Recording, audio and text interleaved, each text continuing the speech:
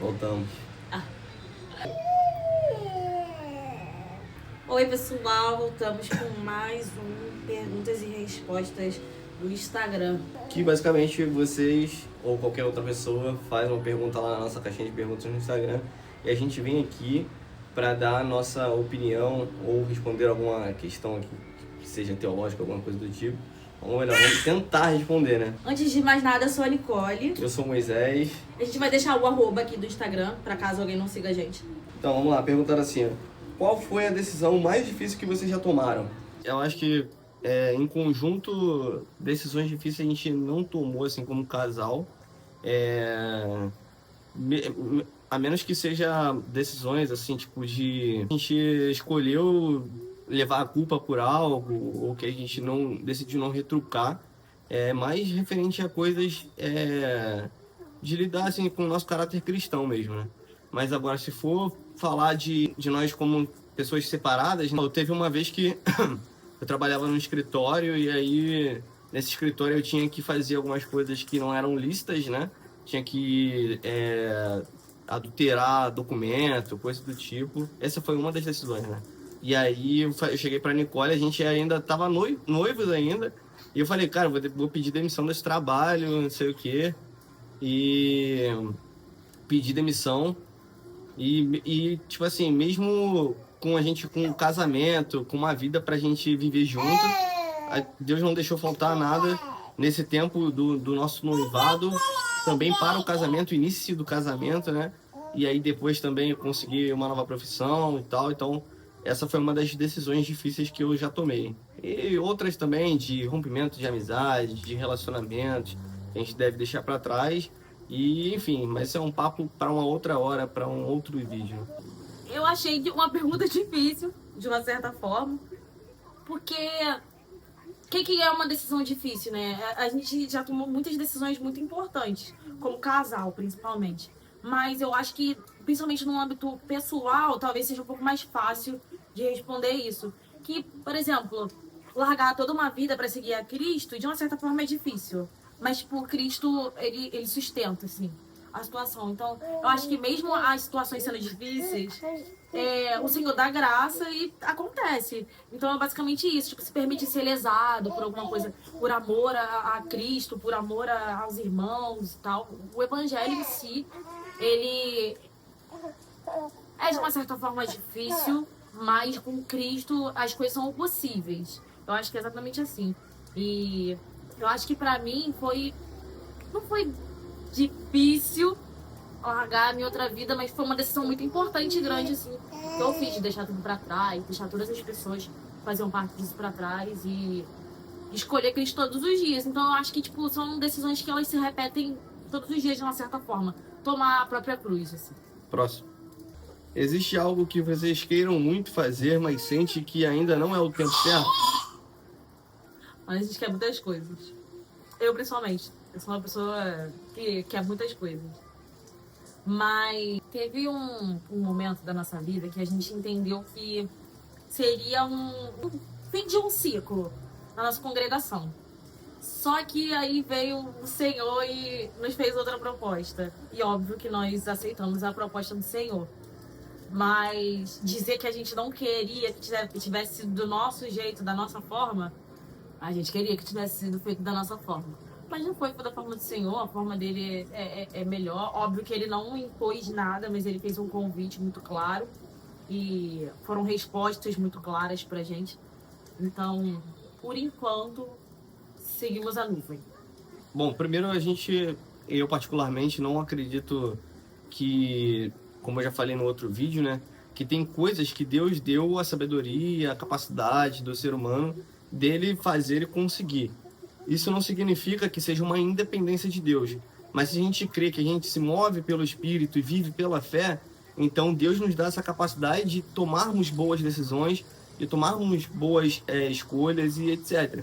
Então, é claro que tem muitas coisas que a gente quer realizar, como sonhos e tal, só que a gente entende que Deus também nos deu a capacidade, a mão de obra, para realizar isso. Isso não significa, como eu falei, que seja uma independência de orações, dependência de petições a Deus, mas isso significa que se algo for algo físico, algo material, Deus nos dá capacidade para realizar isso, entendeu? E aí, trazendo para coisas da nossa vida e da vida cristã em si, né?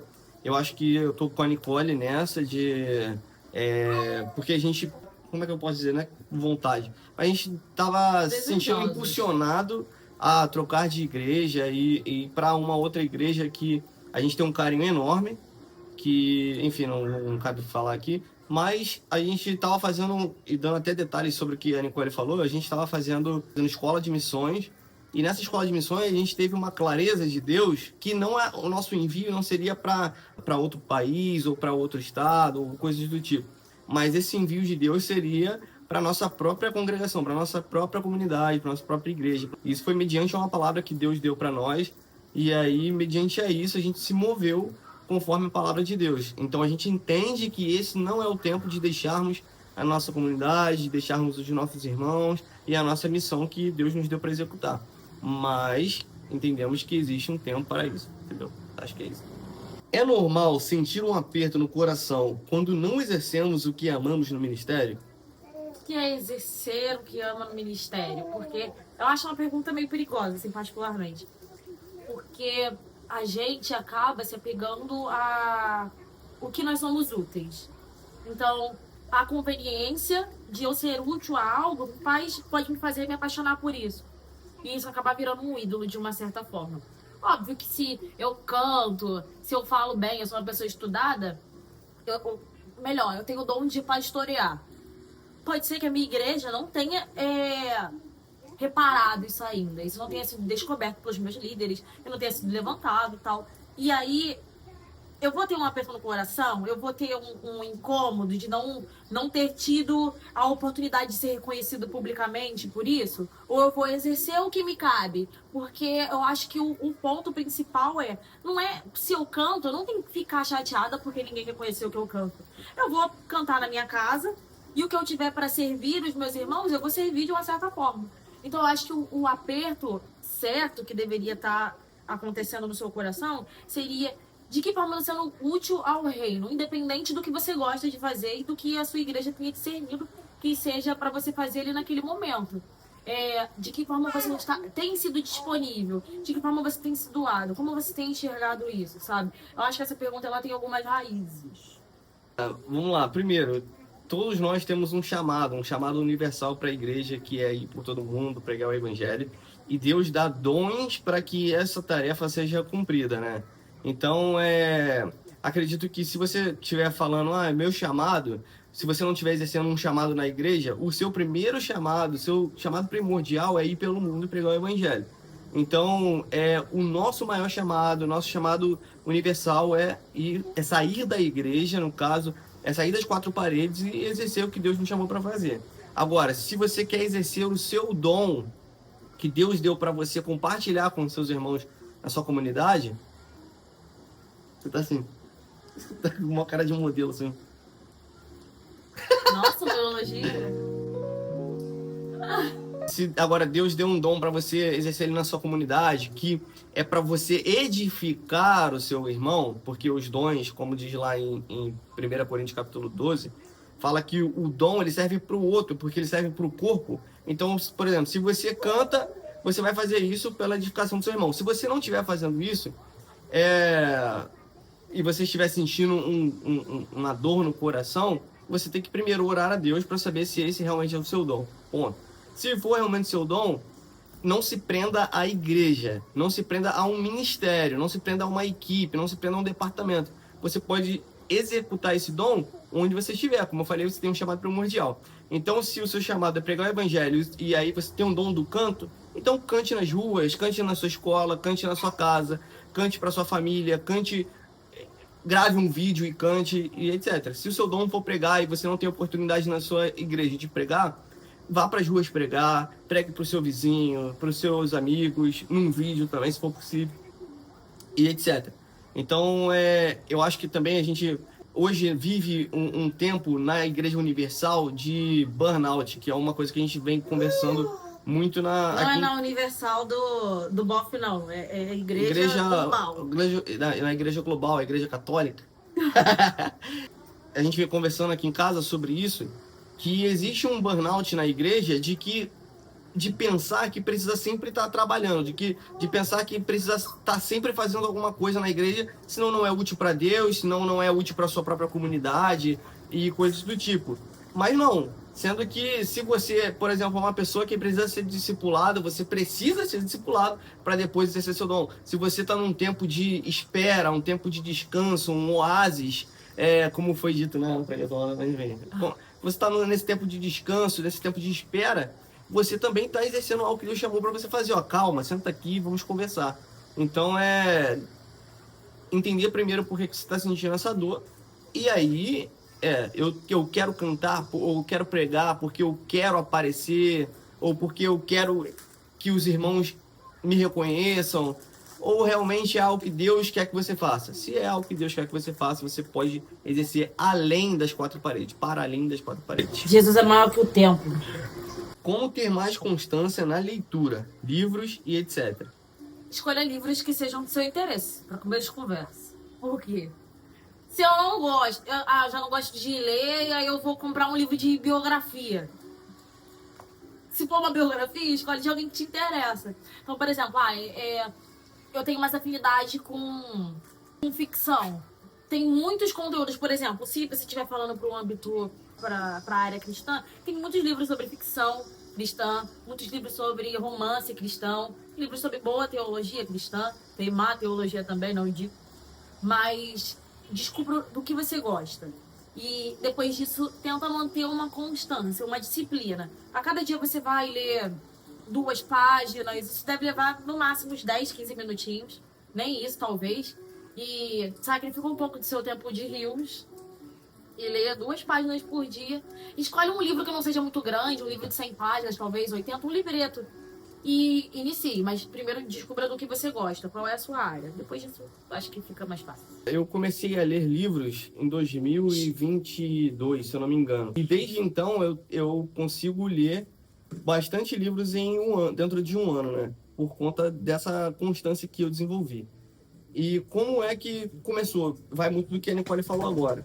Eu escolhi livros que eu estava interessado de ler, tanto pelo título do livro, como pelo assunto do livro. Então, por exemplo, eu gosto muito de escatologia. Então, foi um assunto que eu escolhi começar as leituras, né? E aí comecei a ler sobre escatologia e tal. E aí eu depois fui para outras áreas e outros assuntos que começaram a me interessar a partir da escatologia, por exemplo.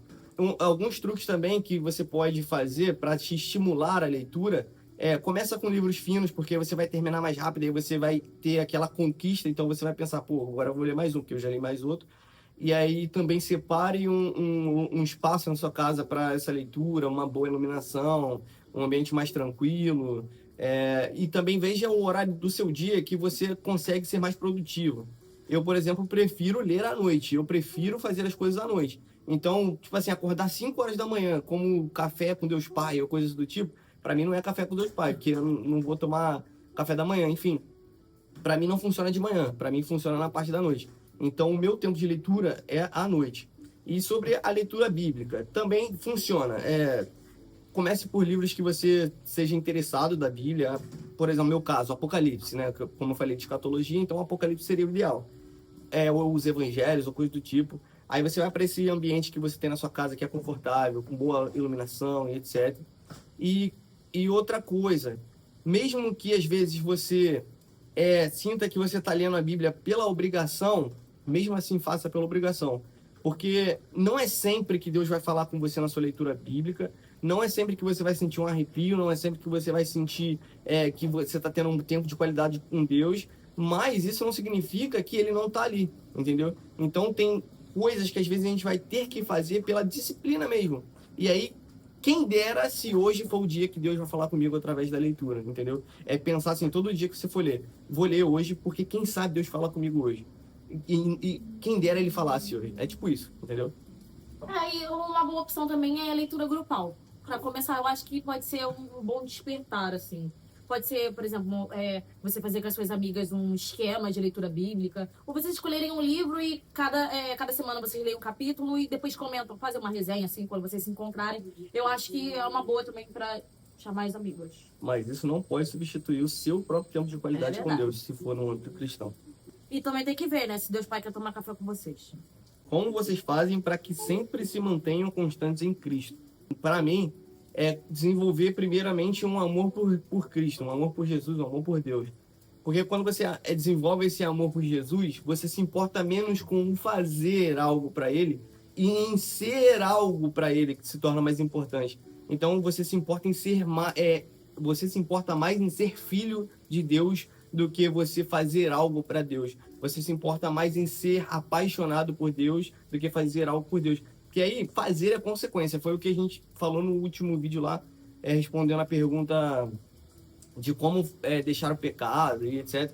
Quando você ama a Deus, você faz coisas que não te dá prazer, você faz coisas que te custam, você larga coisas que te custam, e isso é sem peso, sem, sabe, uma vida mais leve de cultivo realmente a Deus. Eu acho que se manter constante em Cristo não tem a ver com apenas fazer algo, ou apenas desenvolver métodos. Na minha opinião, e enfim, baseado nas escrituras, na verdade devemos cultivar essa vida. Então é como a gente respondeu a pergunta anterior, esse tempo de qualidade com Deus, às vezes ele vai ser na disciplina, não porque você sentiu um arrepio, não porque você se sentiu impulsionado a fazer aquilo, ou até mesmo sentiu prazer em fazer aquilo. Tem dias e momentos da sua vida que você vai fazer pela obrigação, pela disciplina mesmo. E a vida, uma vida de cultivo a uma vida constante de relacionamento com Deus, ela tem muito do sair da sua zona de conforto. Porque, por exemplo, é confortável que hoje, num dia chuvoso como esse, a gente fique sentado no sofá, faça só coisas que a gente queira, que não tirem a nossa atenção, ou melhor, que tirem a nossa atenção, o telefone, etc. E aí a gente vai e acaba, quando o dia acaba, já era, já passou e a gente não tomou a atitude que a gente deveria. Mas quando você se regra, quando você se policia, quando você, sabe, faz coisas que você talvez não queira fazer, aí sim também você acaba desenvolvendo essa vida de constância a Deus, né? Leitura da palavra, jejum, oração, isso tudo conta muito. E como eu falei, muitas das vezes você não vai fazer isso com prazer, mas você deve fazer isso. A gente vai uma criança se enfiou embaixo da poltrona. Eu esqueci a pergunta. Eu acho que é justamente identificar as coisas que te impedem de fazer isso. E eu acho que essa é uma parte muito difícil. Porque a gente não gosta de admitir que a gente passa muito tempo no telefone. Que o telefone tira muito do nosso tempo. Até quando a gente tem que fazer alguma coisa em casa, né? Assim como a gente disse. Quando a gente tem que, sei lá, arrumar a casa, a gente, não vou assistir só mais um Reels. Sendo que a rede social, ela é feita pra isso. No caso, pra tirar o seu tempo. Pra você ficar ali o mais tempo que você conseguir. Então, faz uma análise, olha quantas horas você fica no telefone, quantas horas você passa no Instagram, quantas horas você passa no TikTok. E reveja isso. Ore ao Senhor para que Ele te mostre, que o Espírito Santo te convença do seu pecado. E a partir daí comece a construir uma relação com o Senhor. Do que o Senhor gosta, o que o Senhor gosta de ouvir, quais são os louvores que o Senhor se agrada, que nós entoamos, que a gente cante. Mas como que eu descubro? Eu descubro isso? Lendo, orando, jejuando, se cercando de pessoas que se interessem por isso também e influenciando os nossos amigos que não se interessam, tá? Você não tem que andar só com quem te bota pra cima, que aí ninguém vai andar com você. Você não é melhor que ninguém, a pessoa vai andar com você. Aí você tem que andar só com quem é melhor que você. Entendeu? Mas enfim, ande com pessoas que você admira, que tenham uma vida com Cristo, que você ache exemplar. E também seja esse exemplo para os seus amigos. Puxe os seus amigos para fazerem essa caminhada com você. Eu acho que, conforme a gente vai mudando assim, o nosso ser, até o nosso ciclo de amizades ele começa a perceber as coisas. Se seus amigos são muito apaixonados por pecados, vai acabar que em algum momento, se você se apaixonar muito por Jesus, não vão ser tão amigos assim, tá? E você vai acabar mudando o seu ciclo. Mas justamente se for nesse compromisso de, tudo bem, eu vou agora descobrir do que o Senhor gosta. Eu vou virar a melhor amiga de Jesus. Eu vou descobrir do que ele gosta para eu poder dizer qual é a cor que Jesus mais se agrada, quais são os ambientes que Jesus frequentaria. Porque a gente pensa assim dos nossos amigos, né? Então pense assim do Senhor também. Fazendo um adendo a isso também, a gente teve uma breve conversa aqui antes de gravar sobre religiosidade. Porque a gente pensa, um religioso é o quê? Ah, aquele velhaco lá da igreja que ele não gosta que jovem use calça, que ele não gosta que jovem use boné, que ele é muito engessado nas coisas, na liturgia, mas não é. O que é religiosidade? Você pode ser jovem e religioso. Você pode estar na igreja e não amar Jesus. Se você está na igreja e você não ama Jesus, você é um religioso. É muito possível você estar na igreja e não ser apaixonado, não conhecer de fato Jesus, não ser de fato convertido. E caso seja essa a realidade, então muito provavelmente você é uma pessoa religiosa, tá? Você é uma pessoa apaixonada por liturgias, você é uma pessoa apaixonada por cargos, uma pessoa apaixonada por oportunidades dentro de um clube, dentro de No caso, duas não é paredes. você que fez a pergunta, Ah, tá? não, tá quem tá assistindo o vídeo. Pronto.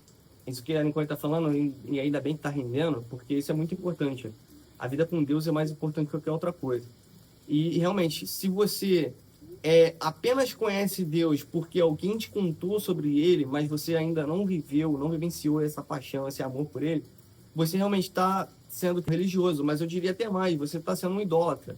Porque a palavra idolatria, que vem do latim, é eidolon, e latria significa eidolon, que é a imagem, e latria, que é a adoração. Ou seja, você pode estar fazendo uma adoração a uma imagem, mesmo que você não tenha esculturas dentro da sua igreja. Por quê? Porque você tem uma imagem sobre Deus que você mesmo criou, como diz lá em Isaías 44. Que o ídolo nasce do coração humano, dos desejos do coração humano.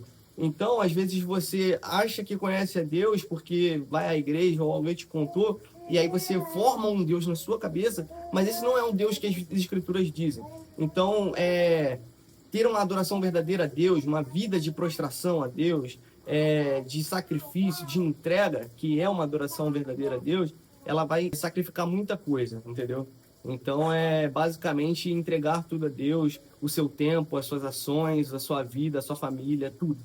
E aí se dedicar a tempo de leitura, tempo de oração e tempo de jejum. O amor a Cristo vai comprometer absolutamente tudo na sua vida. Todas as suas amizades, todos os seus relacionamentos, como você se comporta em casa, tudo isso será comprometido. Seja negativamente, seja positivamente, ok? Óbvio que a gente faz isso tendo em vista a uma vida eterna, sendo tido como tolos aqui na terra e sábios no céu. E eu acho que é exatamente esse o ponto. Tem coisas que a gente vai achar extremo, porque é a nossa cultura que nos induz a esse caminho de achar que ser crente é cafona, que é muito extremista, e o céu tá olhando pra gente falando assim, é isso, mano, é isso. É esse João Batista que a gente tava esperando. Era essa pessoa posicionada assim que eu tava esperando. E vai comprometer tudo. Suas roupas, a forma que você se arruma para sair de casa, a forma que você sai de casa, com quem você sai de casa, com que coração você entra na igreja, com que coração você se relaciona com o seu pastor, com que coração você se relaciona com o seu líder. Então, o amor a Cristo vai comprometer absolutamente tudo na sua vida. O próprio Jesus. E aí, cara, entra até no que a gente está falando agora no vídeo aqui, né? Sobre não conhecer de fato a Deus, e achar que conhece, religiosidade, idolatria. O jovem rico, ele já fazia tudo que um crente faz. Ele adorava a Deus, ele honrava os pais, ele cumpria os mandamentos. Aí ele perguntou para Jesus, mas como eu faço para herdar a vida eterna? Aí Jesus falou assim, ó, venda tudo que você tem. Mas ele se recusou, porque era o amor que ele tinha acima das coisas que ele fazia. Então, o amor que está acima das coisas que você faz é que vai te dar o destino para o que você vai, para onde você vai. Tem gente me chamando? Acabaram as perguntas. Bom, então é isso. Agora a Thalita quer falar junto. Né, filho? Isso, viu? É isso, ela falou pra vocês se inscreverem, deixar o like nesse vídeo e também seguir a gente lá no Instagram para os próximos vídeos vocês fazerem a sua pergunta. E etc. Até o próximo vídeo, que sairá em breve. E vá pra igreja, vá ler a sua Bíblia. Yala!